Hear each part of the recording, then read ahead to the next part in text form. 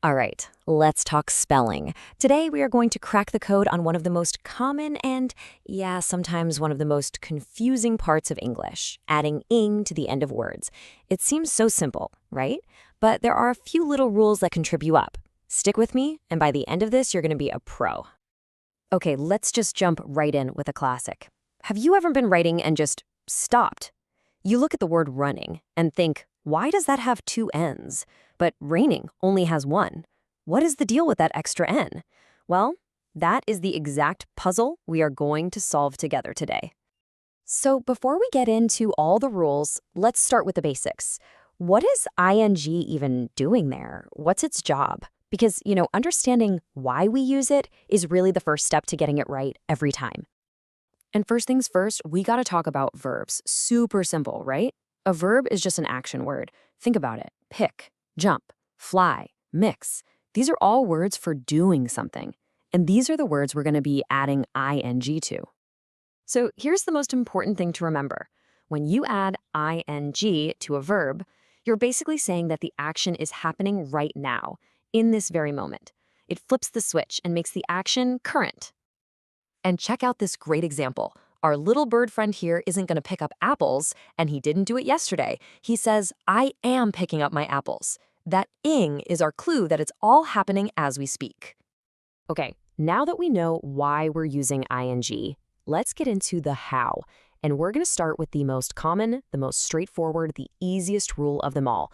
This is your foundation, and that's literally it. For a huge number of verbs, you don't have to do anything fancy. You just grab that ing and stick it on the end. No tricks, no changes.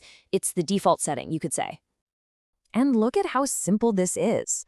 Rain just becomes raining. Rush becomes rushing. Laugh becomes laughing. See? It really is that easy. You've already got the most common rule in the bag. All right, you've mastered the basics. Level 1 is complete. Now it's time to power up your spelling skills. Let's get into the next level rules. These are the ones that are going to handle those trickier words and really show you know your stuff. Ready for it?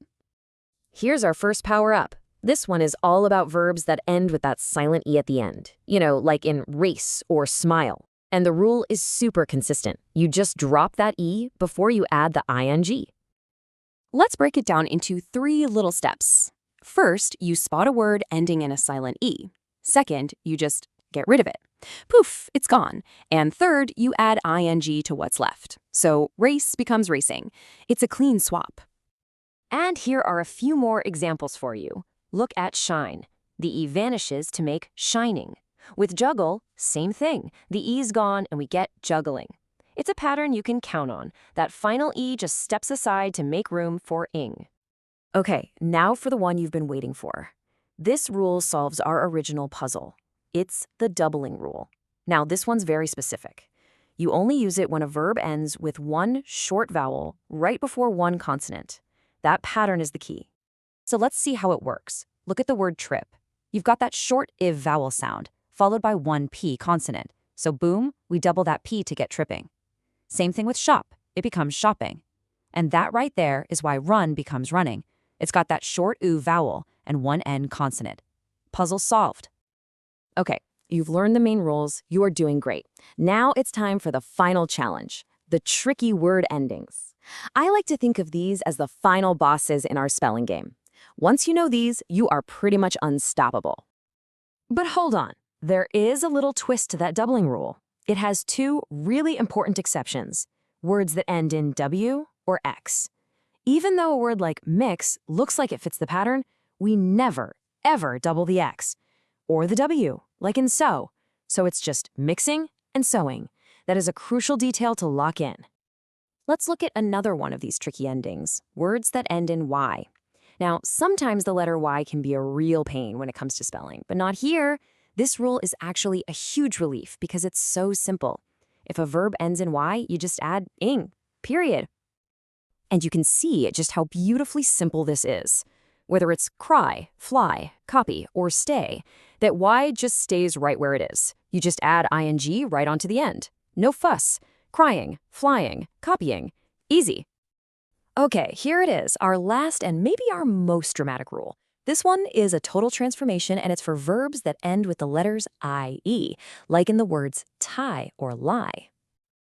So check out this three-step process. First, you find a verb that ends in IE. Then, and this is the big move, you completely swap out that IE for a single letter Y. And then finally, you add your ing.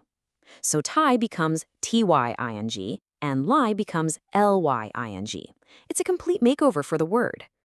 And that's it. You did it. You've learned the simple rule, the drop the E rule, the doubling rule, and all the tricky final bosses. You've officially completed your training. So how about a final challenge to test out your new skills?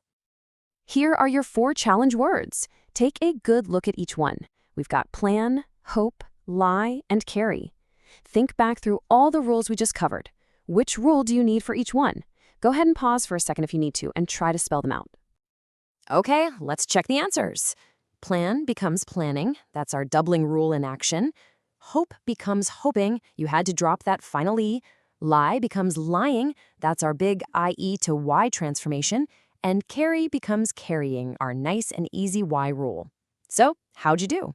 No matter what, you are now officially equipped with all the secrets to mastering the ing suffix.